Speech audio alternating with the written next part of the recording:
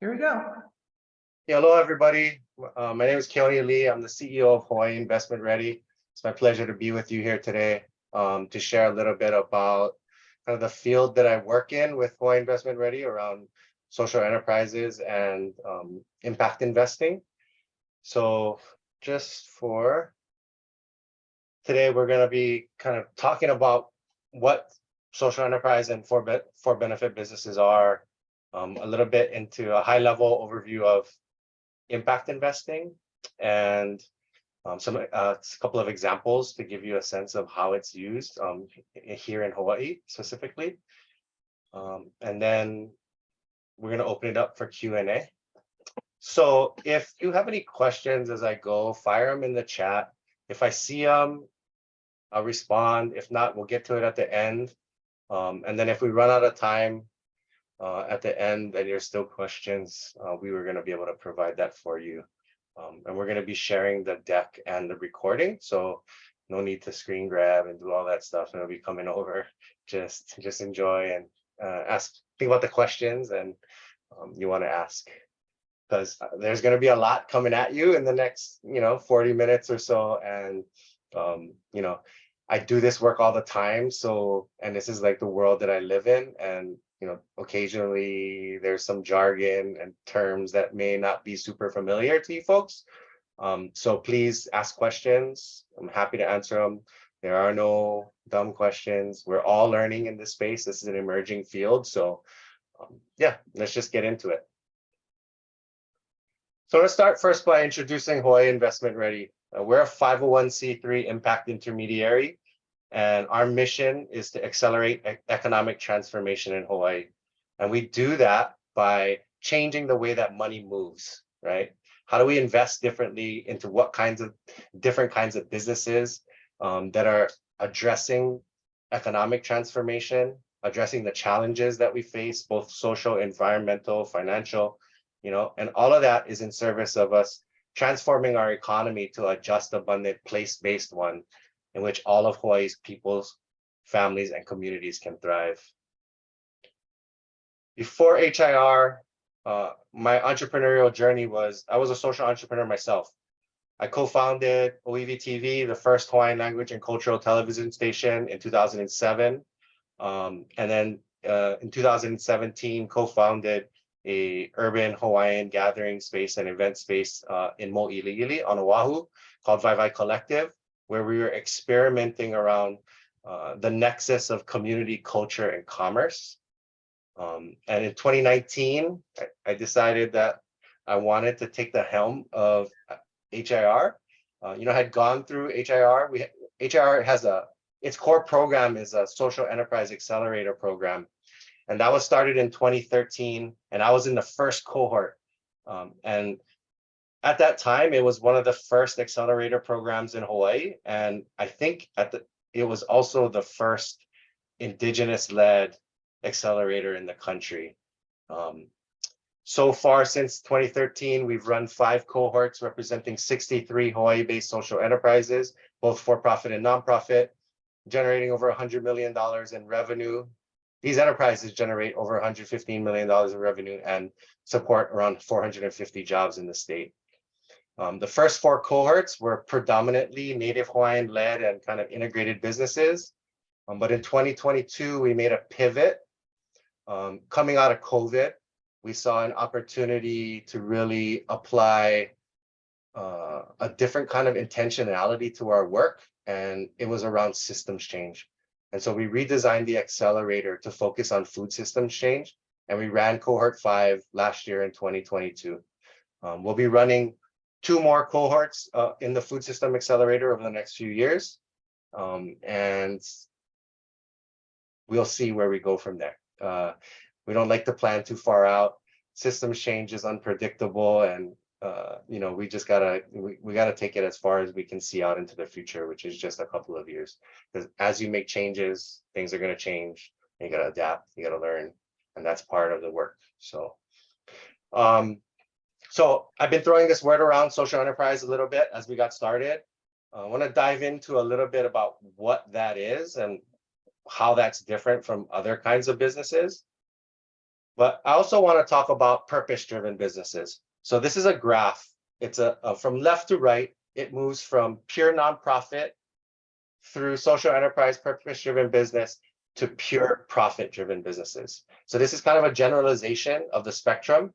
In the past, there was only pure nonprofit and pure for-profit, but we're seeing now the growth of this for-benefit area in kind of the business sectors. The first one I want to talk about is social enterprise. So social enterprises can be either nonprofit or for-profit legal entities, but their primary purpose for existence is to create impact. And so you're going to hear me use the word impact a lot in this presentation. So what I mean by impact is creating change or addressing challenges like social, environmental, those kinds of challenges to create change, right? So that's impact, the change you create. So social enterprises are impact first, right? Oftentimes they have a mix of revenue streams, grant funding, some philanthropic investment, and commercial returns. So commercial returns, what's meant by that here is the money that they earn by doing business. It could be sales, contract for services, they sell products, whatever, right? It's, they're selling a product or a service and they're receiving income for it. So the difference between a social enterprise and a purpose-driven business, right? So purpose-driven business, similar to a social enterprise in that it's an impact-first business, right? Its only reason for existence is to do the impact that it aims to create. But the big difference with social enterprises is how it's funded and how it gets the money to run its business. And for a purpose-driven business, it's purely commercial returns. So sales of product and services completely cover the financing that the company needs to grow or to run their business. Yeah. These for-benefit enterprises that sit between nonprofit and pure for-profit, they're part of what is becoming known kind of in economic development world as the fourth sector. So you might know the three traditional sectors of an economy, right? So the public sector being our government, right? The private sector being for-profit companies, pure for-profit companies. The social sector or the charitable sector is like the nonprofits, the foundations, right? And that's kind of how it's been for a long time. But what we're seeing in the last 20 some odd years is this emergence of a fourth sector. And what the fourth sector is like innovative business models that are collaborating or crossing across the three primary sectors. And what's exciting about this and why it's happening is because I think there has been a growing consciousness of people, of society, that business as usual that has been done for the last couple hundred years has not exactly benefited all and has created some externalities or problems in conducting the business this way. For example, we see a lot of inequities in our society, right? We see a lot of extreme wealth, and the gap between extreme wealth and extreme poverty is growing, right? We're seeing environmental harm, pollution, climate change, right? And so there's this growing consciousness that it's business, how we do business, that is contributing to a lot of these factors. So the fourth sector is this emergence because we as people and we as societies are becoming conscious of this. And there are entrepreneurs and innovators out there who are looking to do business better. And they're doing business better through these innovative business models in the fourth sector. The fourth sector is the fastest growing sector globally. It's accounting for over 10% of global GDP by some calculations done by the fourth sector group, which is a leading kind of advocacy and think tank around fourth sector. And there's a lot of reasons that it's growing, right? There's more employee satisfaction, right? Especially millennials and younger folks, they want to work for businesses where their values are aligned, where it's purposeful work, right? Consumers want to spend their dollars at purpose-driven businesses because they want to see business done better. They want to see their dollars not going to companies that are polluting or causing harm, but rather doing good. An example of that would be something like Tom's shoes, right? You buy a shoe, they donate a shoe to a kid in need, right? Or someone in need, a community in need. Even on the investment side, we're seeing more movement in values aligned investing. And I'll talk more about that with the impact investing section to come. And then also at the CEO level, the leadership level, we're seeing a big shift, right?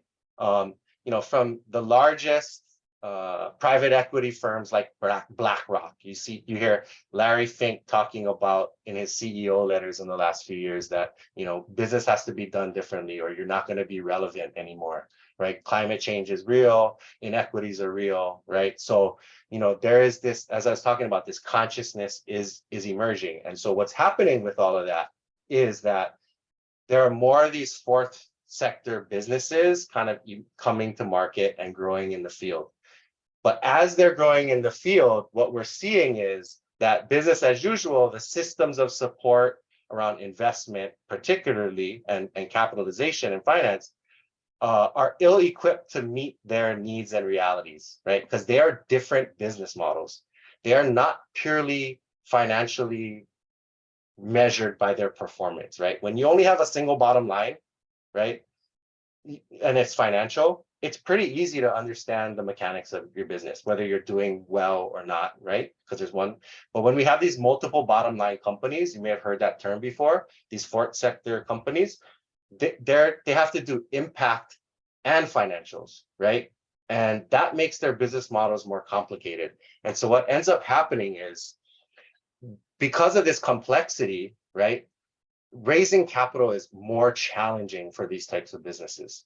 And that's why I do the work that I do, right? Because I experienced it myself with the companies that I started. So how is it more challenging? Well, one, the alignment of the capital that's currently out in the marketplace, well, predominantly out in the marketplace, they're too rigid and they don't align well with the business models of for-benefit enterprises. The second is access to capital. When you go and seek out capital from a bank or an investor, right, there's these check boxes and kind of frameworks that have existed. And these businesses don't check those boxes very nicely, right? If you go to philanthropy for some grant funding to start up a social enterprise and you're a for-profit, they'll be like, a lot of times they'll be like, we can't grant to for-profits, which is not legally true. It's their policy choice, but it's because they haven't done it in the past and it's new.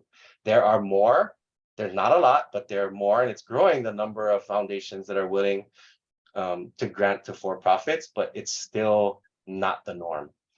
Also, when you're an entrepreneur of color or a woman-owned business or a LGBTQ-owned business, right? When you are different from the status quo white male, let's just be honest about that, those demographics can, oftentimes not work in your favor, right? And so, all of these different things just make it harder to get the right kind of capital that you need. And what that is, it's clearly pointed to that there's this gap in the marketplace, right? And so that's why we are doing the work that we're doing to build this field, right? So the pioneer gap, I want to talk about this. So with social enterprises and for-benefit companies, what we see and what I've experienced and what I see out there with the enterprises that I work with is that there's this gap in their growth journey, right? So business cycle, right? Startup, seed stage, early stage, growth stage, mature stage, right? So with, let's just say like a nonprofit social enterprise, in the beginning, you can, if you're a new idea and it's a good idea for a nonprofit to create impact, you can go out and seek out grant funding, right? Grant funders, they like to see the new, sexy, innovative idea, and they want to throw money at it, right? But after a few years, you're not the new, sexy idea anymore, and they want to go find the next shiny object. That's the reality of how it's practiced in the field. Yes, we need to change that, but that's the realities as they currently sit. So where do you go and get that capital? if you are a social enterprise and a nonprofit, you can't get equity because you can't sell a nonprofit, ownership of a nonprofit to someone else, right? You're not going to qualify. You're going to have a really hard time qualifying for commercial bank debt because your business model is so different and challenging, right? So until you can cross this pioneer gap, that's when you're able to access those more conventional forms of financing because you've been around for a while, you're at a scale where your financial numbers make sense and you can qualify.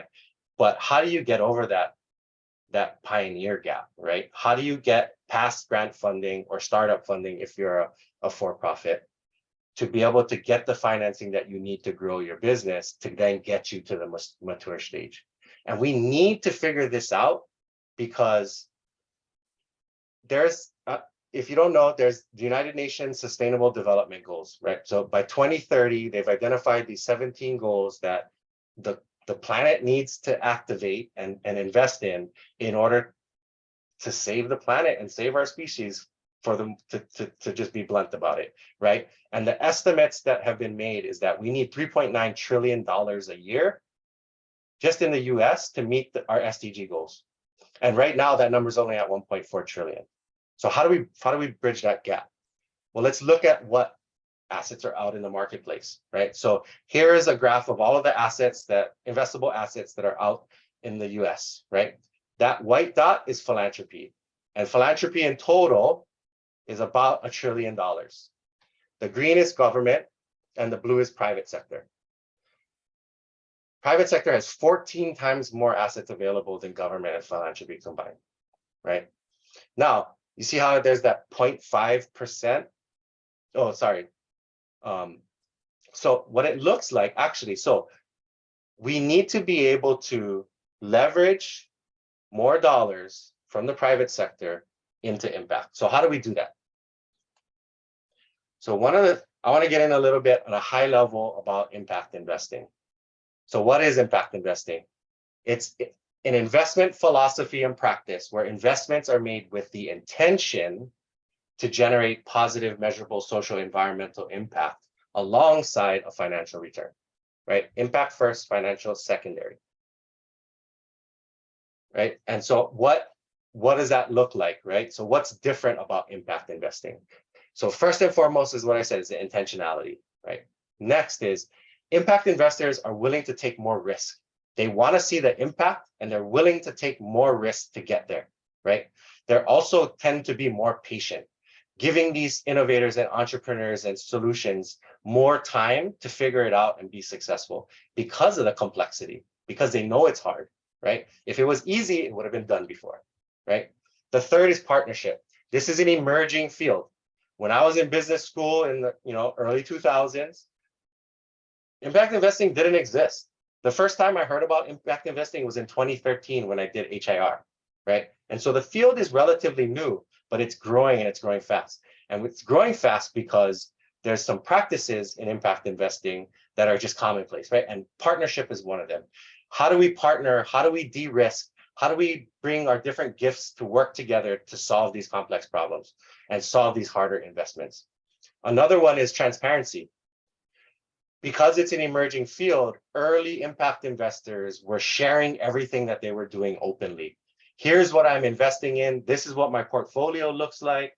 These are the returns I'm getting. And by sharing that information with each other about best practices, successes, failures, right? That they were able to more quickly learn from each other to grow the field, right? And that leads me to that last point, collaboration, right?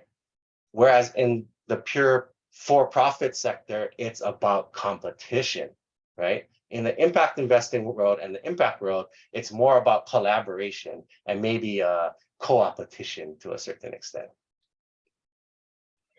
So the field is growing, and there's a lot happening and new innovations are happening all the time. But today I want to talk about the foundation of impact investing, where the foundation of it is, where most of the activity is happening, and that's within the foundations. So philanthropic foundations, right? That $1 trillion. So those $1 trillion of investable assets, is spanned across this spectrum here, this continuum. To the left side, right, the below market rate investments, what that is essentially the 5%.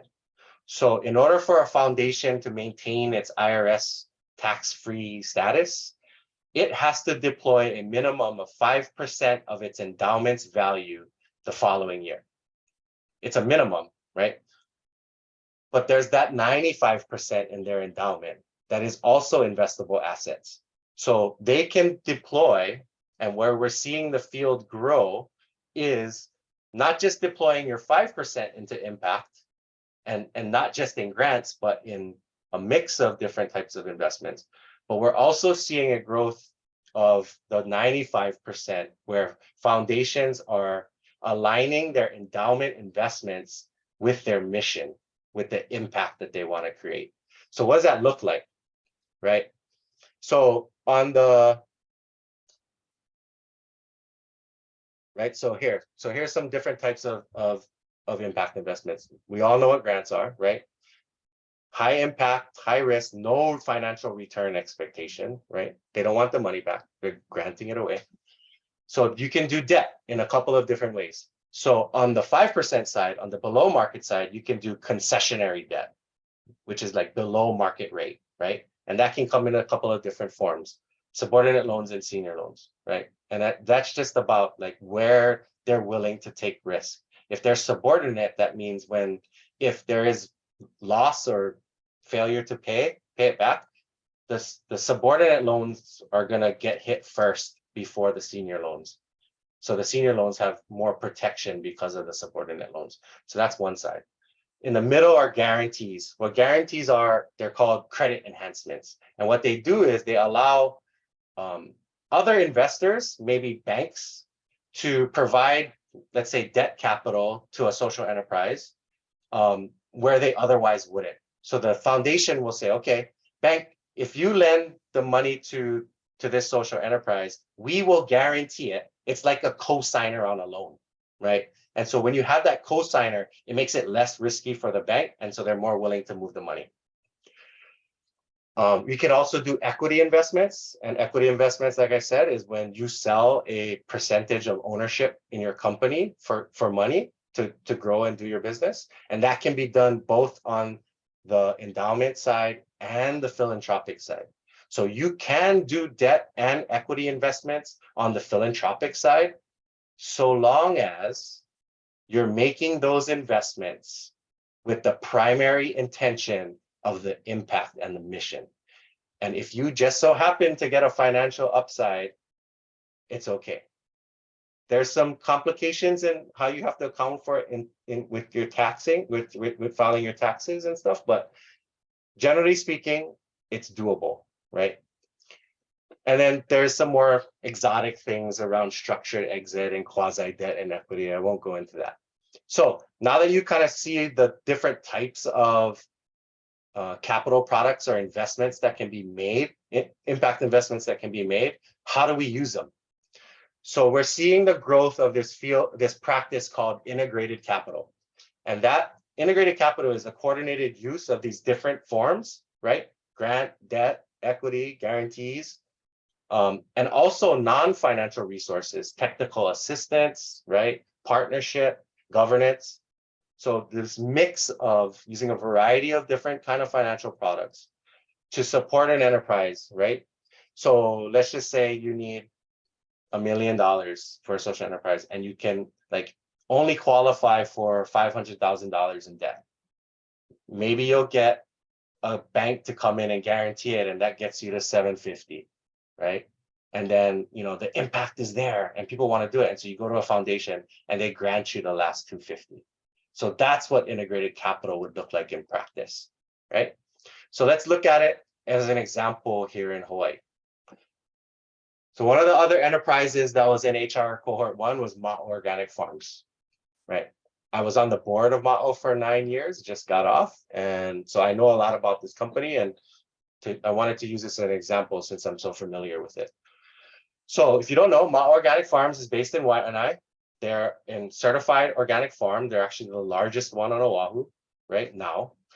And their business model is like this, right? So they grow organic produce and sell it, but the primary labor for the farm are student interns. And these interns, in exchange for working on the farm, get tuition paid for by Ma'o into the community college and even University of Hawaii and master's degrees for those who get to that level. But you get education, right? In exchange for working 2 days a week on the farm. And they also get a monthly stipend. So what that business model looks like as a social enterprise, on the left side of this graph is the education and workforce training, right? So this is where the youth are, right? And so that is funded by grants, right? And then on the right side is the organic farm. And the right side, the revenues are from the sales of the produce. And together, right, the grants and the sales provide the revenue to run this organization, right? So like I said, they're growing. So right now they're at about 290 acres, right? But 5 years ago, they were at 29. And how this came to be was this plan. They had put together a 10-year strategic plan and then went out to go and fundraise for it, right? So in phase one, they purchased a 21-acre parcel, and they did that using a mix of grants, right, from the state and from private foundations. And then they also got a PRI loan. A PRI is a program-related investment. That's the technical term for the loans that are made on the philanthropic side, right? And it's at 2%, really good rates. That's below market, right? So they got through phase 1 and 2, and then they went out to go and raise for phase 3 and 4. In phase 3, to acquire that parcel, they needed a couple $1 million to buy it from the landowner who would put it up for sale. They didn't have that money up front, right? They were raising it. So what happened was Kamehameha Schools, because they're a partner, a philanthropic educational partner with Ma'o, provided a guarantee, which then allowed Ma'o to get a mortgage, a loan from Central Pacific Bank, right, that they otherwise would not have qualified for, only qualified because you had Kamehameha Schools backing it. And so that got them the capital to go and buy the property in the timeline that they needed to with the seller. And then it gave them the time to raise the rest of the funds. And they raised the rest of the funds with an integrated strategy, right? So they got more grants, right? They got corporate gifts.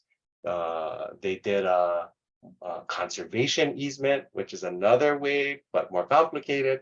And they got some more PRI loans. And what that did was it allowed them to pay back the loan to Central Pacific Bank in less than the 2 years that they were supposed to. And now they're on their pathway to scale. So how were they able to do that, right? They were able to do that because they had a chart like this. And let me break it down for you.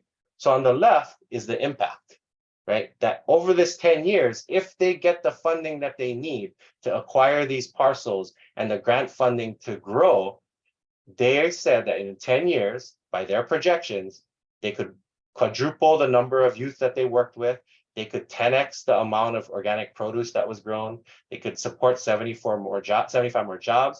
And they would also shift their revenue mix of grants and earned revenue from being primarily grant funded to being predominantly earned revenue funded. And that is a good thing, because then you don't have to write for grants and be, vulnerable in case you don't get them, right? What happens if you don't get a grant when you're at scale? That's scary. So what earned revenue does is it allows you to have confidence to continue to grow your business and know that it's going to be sustainable. And that right there is kind of the essence of where we try to get to in our work with Hawaiʻi Investment Ready. How much can we help you grow earned revenue in your business to make you less reliant on grant funding, or get you off of grant funding completely, so that you can sustain your mission delivery and the impact that it creates in perpetuity, right? And the graph on the right is the really exciting visual, right? So you can see the number of youth in that blue line going up, and then you can see how the light green and the medium green, which are the grants, they're high in the beginning and they go down over time as a percentage. And then the dark green becomes the majority of it. The dark green is the sales of organic produce. So when funders saw this, they were like, oh, they're excited because look, financially, they're going to perform, they're going to be able to pay us back, and they're going to get all of this impact along with it, right? And that's an important thing. You got to track the impact. You got to know what you're doing so that you can justify the funding and the investment that you need to grow and sustain your business. Let me show you another example. So this is the Hawaii Ulu Cooperative. They were another one of our enterprises in our 4th cohort. Look at all the data they collect and they present, right? They're not just tracking what our profitability or gross margins were over the year, right? No, they're tracking pounds of produce, people, jobs, partnerships, customers, composting. Look at all of this stuff. And because they track all of these things, different funders have different flavors of impact that they want to fund. Some are more interested in job creation. Some are more interested in regenerative agriculture.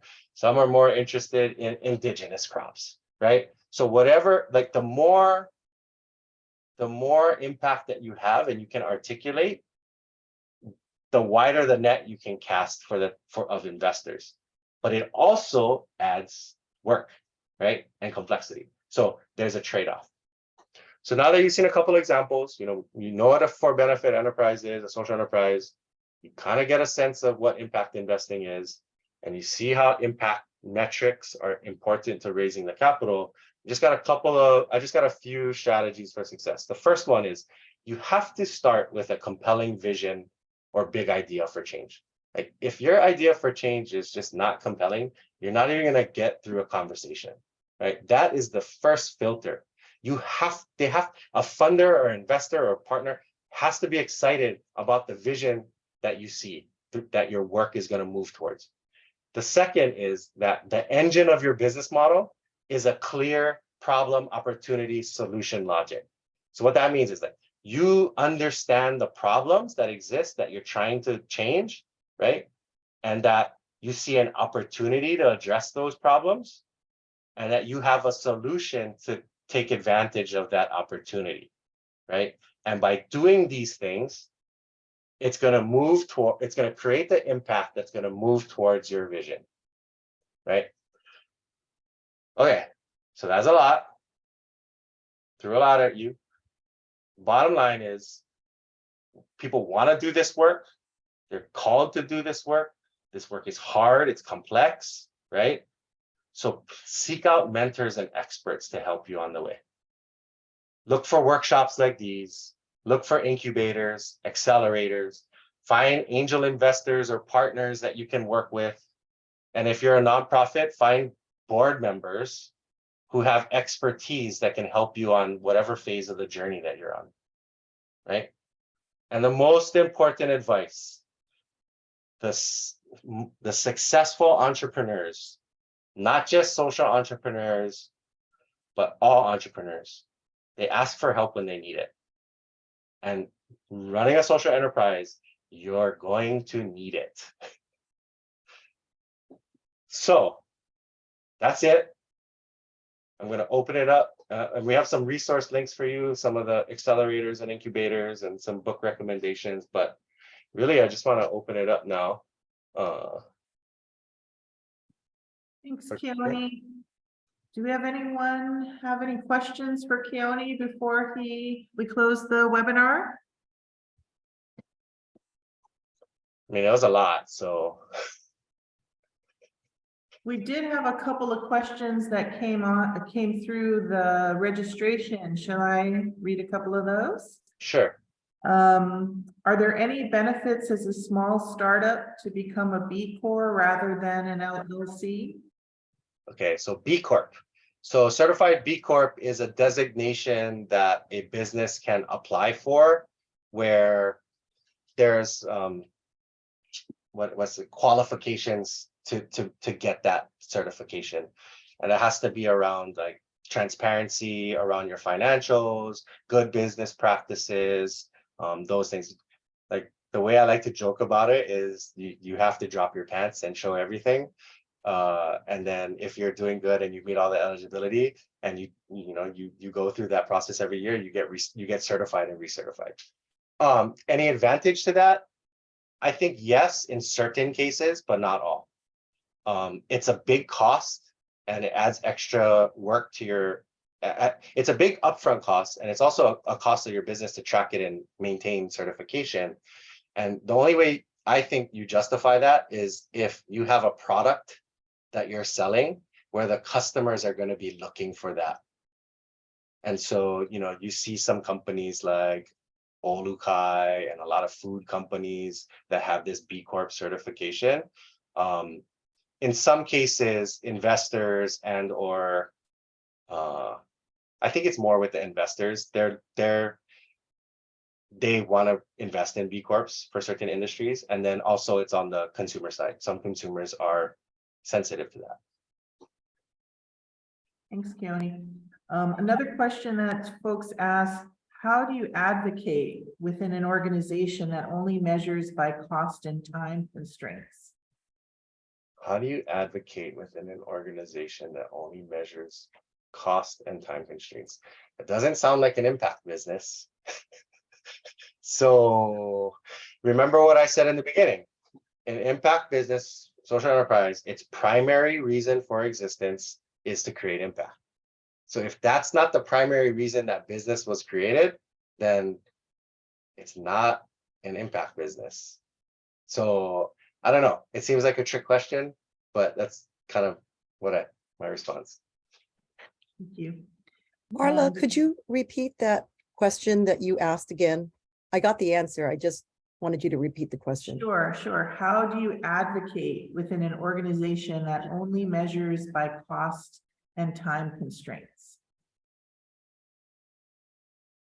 So maybe not a social enterprise.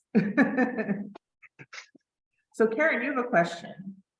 No, Nicole has her hand raised. Nicole?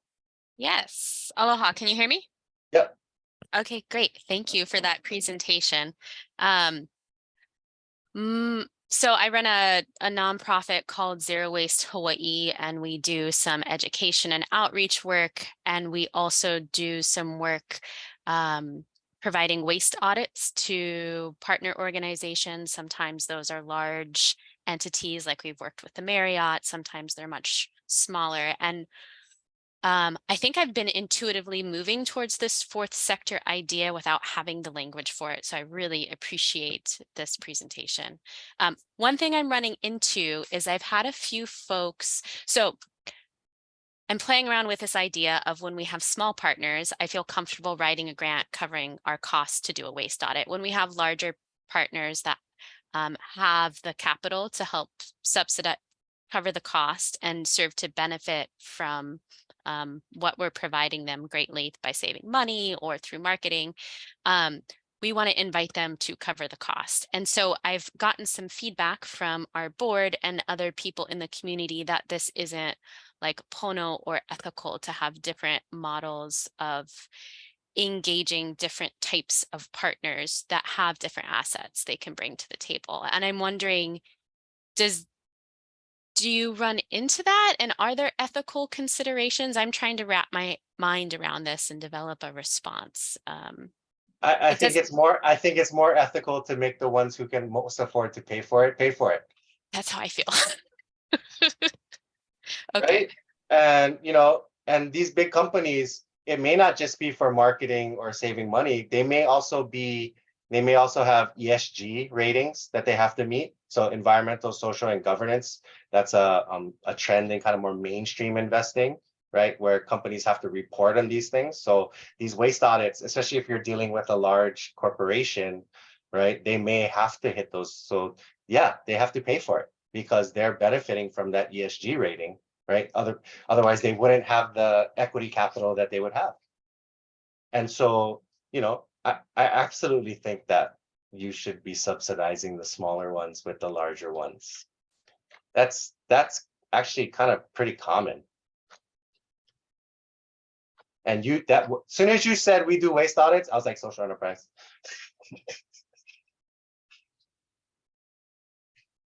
build that business. We need more of it. Thank you. Can I ask a quick add-on question, which course. is, do you see, so we're a 501c3, I see potential for an LLC spinoff. Is that something you see happening in this fourth sector that, or who do you go to figure out how to work that stuff out? Who's working on the sort of organizational structure thing? I mean, that's where you go and find consultants or come ask me and can talk it through and, you know, figure it out. Like businesses spin out of nonprofits all the time. Right now, we're spinning out a for-profit LLC out of Hawaiʻi Investment Ready. So it's pretty common, right? And I want to add to that just a little tangent. I cannot tell you how many times people call me or reach out and say, I got this great idea for impact. I want to start a new nonprofit. And I'm like, no, do not. Oftentimes, you do not need to start a new nonprofit if it's a new idea. Go find a fiscal sponsor. Then you don't have to deal with making a board and running a whole organization.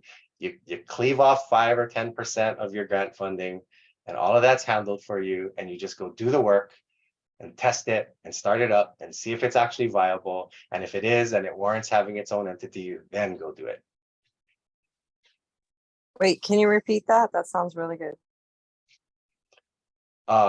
Yeah, if you can find a fiscal sponsor.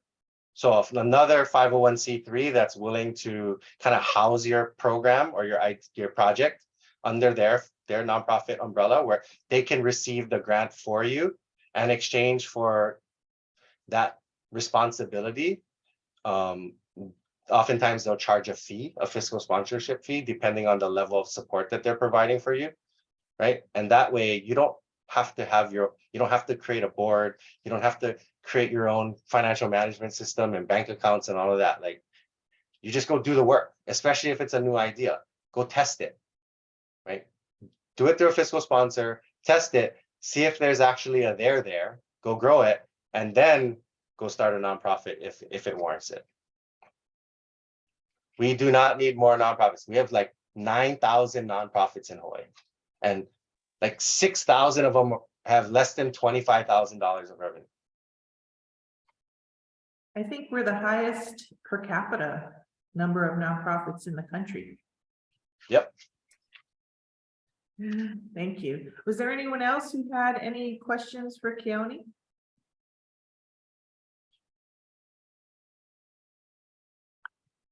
Someone wrote in the chat a question about specific examples locally of tools and strategies for measuring impact, especially in complex projects that include multiple stakeholders who span different sectors.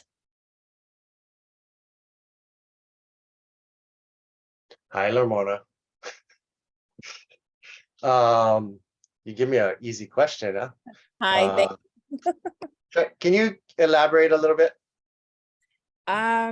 yeah, so sometimes you have like collective impact groups or really large complex projects that have different types of partnerships and collaborations, but they're working towards like a common goal. But with that, they have different funding sources that also have different reporting requirements. And in addition to that, each of these actors within that ecosystem have different ways of measuring. So how do you come to a specific collective measurement tool, or if any of this makes sense the way I'm saying it, if you've seen more successful ways of measuring impact that actually, I think you got to start with your big idea, right? Yeah. You start with the big idea, and then, you know, intuitively you're doing a set of activities that you think are gonna achieve that big idea, right? And so what you need to do is kind of think about, okay, through our work, what kind of conditions are we creating, right? And as we create these conditions, that's kind of giving us the evidence to know that we're making progress towards that big idea. So if these groups are all coming together on a partnership for, let's say, a watershed initiative, then like start with the watershed. Like what is the problem that you're trying to solve with the watershed, right? And then kind of map that out and look at it and say, okay, well, it's these, we're trying to balance competing uses or priorities by different stakeholders, right? I'd start there and look at, okay, what are the different stakeholders? What are the different priorities, right? Like, and what does success look like in that big picture, and start to map out like what success looks like. And I think you'll start to see, right, well, from this stakeholder, success would be like this. And from this stakeholder, and then you'll start to zero in on probably some clustering of ideas that you just generated. And I'd look at those clusters and see if you could articulate out a condition. So, you know, all stakeholders feel their needs are being addressed in this solution, right? And that could be an outcome that you're working towards. Now, if there are funders who are getting like each of the partners are getting funded by their own funders, then each of those partners are going to have to figure out how to connect to that outcome. That's a hard question, Ramona. Well, because we have a mixture of that and collective funding, and then individual organization-based funding, and then, you know, on top of that, just a whole different range of priorities. So just how to map it out. Yeah, that's a tough one, right? You're already dealing with social enterprise, like an individual entity. And now if you're bringing multiple together, right? I would rather fundraise for the central project. It'll make it a lot easier and have one master. Like, right, Senti. Thank you.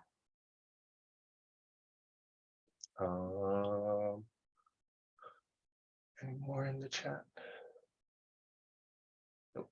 Any other questions? I know Keoni had just a few minutes left. Do we have any other last minute questions?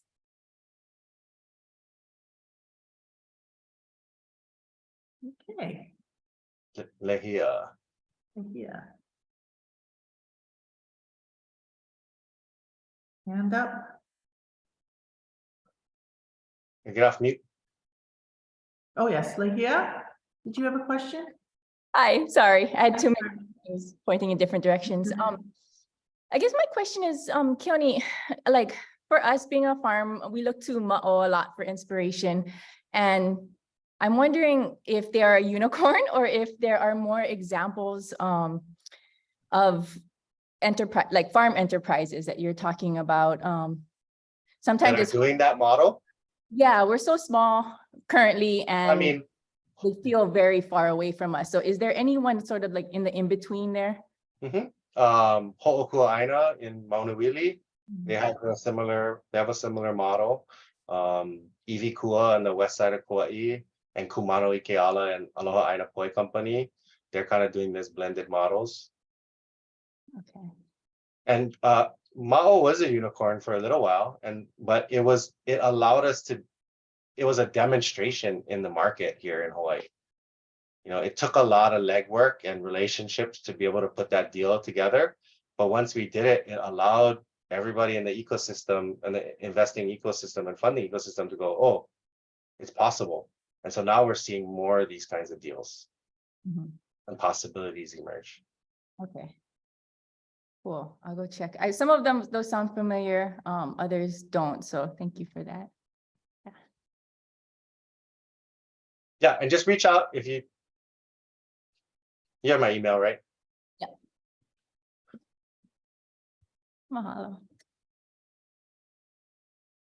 Okay, just a minute or two more. Do we have any other thoughts, questions? Catch Keoni now.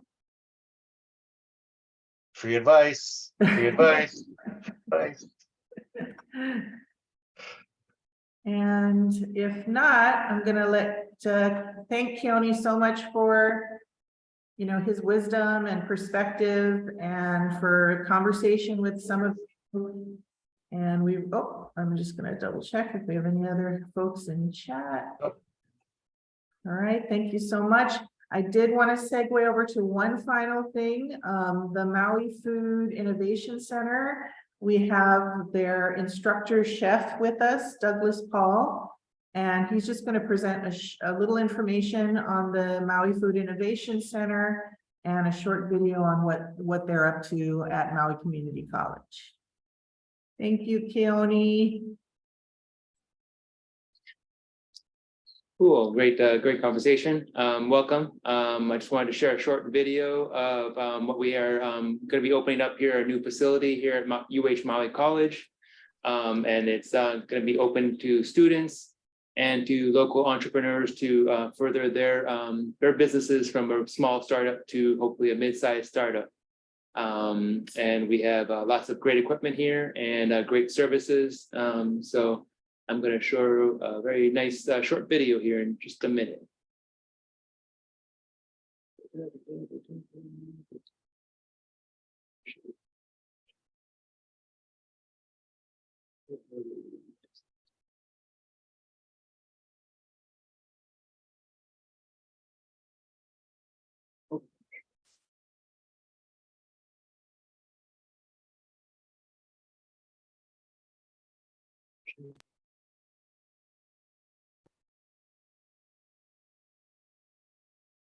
Welcome to our presentation on advanced food entrepreneurship at MFIC. Our focus is value-added food product entrepreneurship.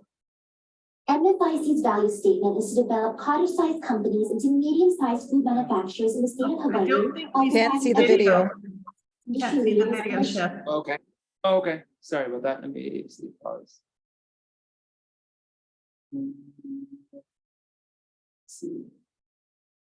Screen's paused. Okay, let me see. It's paused. I don't know what it's paused. Make sure it's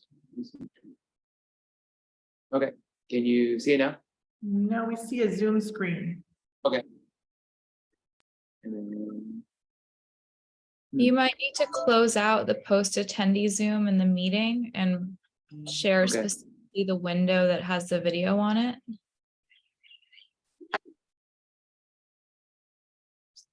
stop share all together. And then share. Share the screen.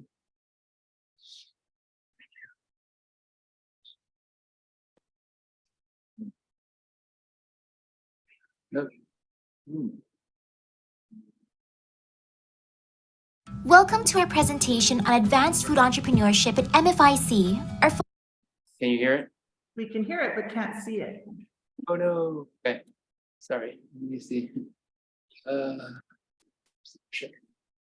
So it's in the share.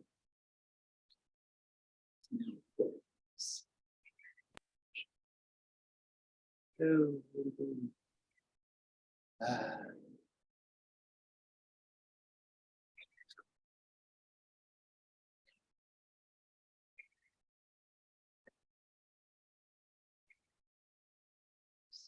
What platform are you playing the video on?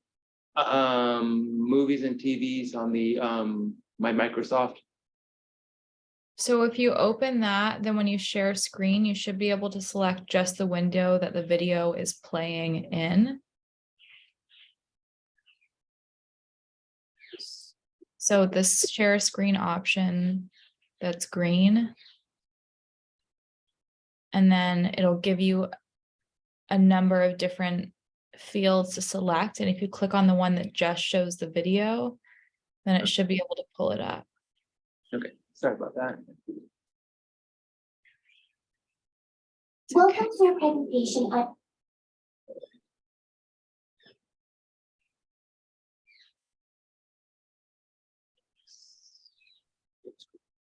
There we go. All right. Perfect.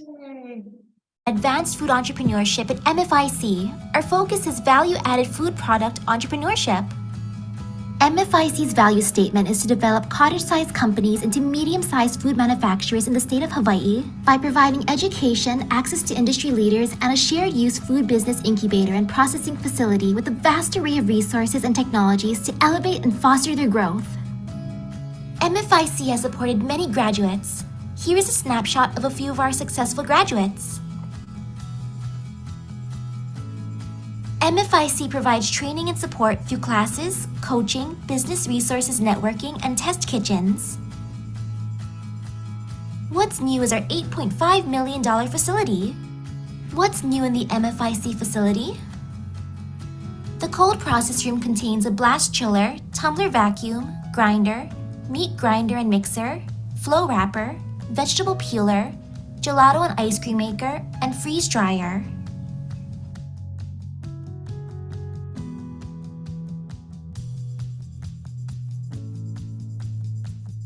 The dry process room contains a rack oven, smokehouse smoker, weight-right automatic scale, vertical cutter mixer, bowl mixer, dehydrator, convection oven, double deck, combi oven, all-flow filler, and conveyorized band sealer. The wet process room contains a fryer with filter, 6 open burner range, 35-gallon steam kettle, tilt skillet, 65-gallon steam kettles with water fill hose, transfer pump, filling machine, bottling line, sealer, capper, water heater, mixer, and stock pot stove.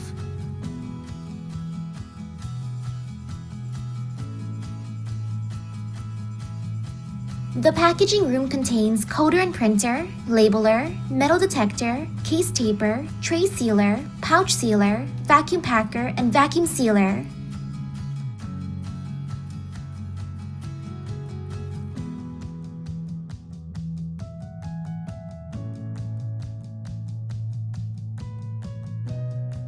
For more information by processing room, please scan the QR code or go to the link listed below. Thank you for listening to our presentation on advanced food entrepreneurship at MFIC.